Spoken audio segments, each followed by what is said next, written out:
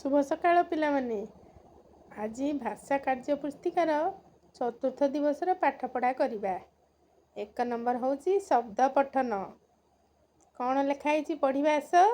बल प रे आकार रा ग पराग ग रे आकार रा गोरा मटर मटर प रे आकार टा पट्टा गरम गरम मन मन टगर टगर झरणा रे आकार नरम नरम।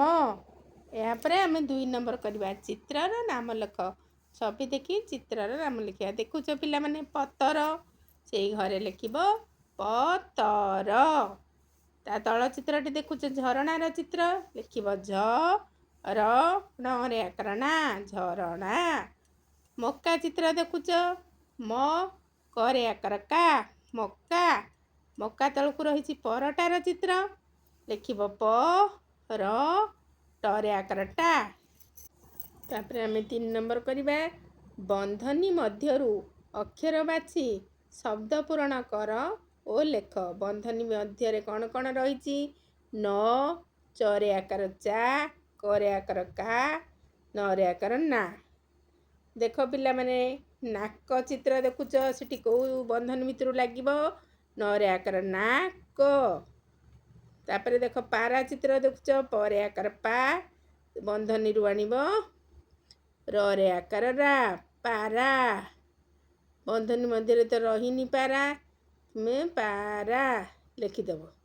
ता से बंधनी रु आनिब चरे आकार चा मच चामच। देख झरका चित्र देखुच झ करे आकार का झरका। चित्र देखिकी शून्य स्थान बंधनी मध्य आणिकी लिखि नब। 4 नंबर अक्षर को शब्द गढ़ी लेख।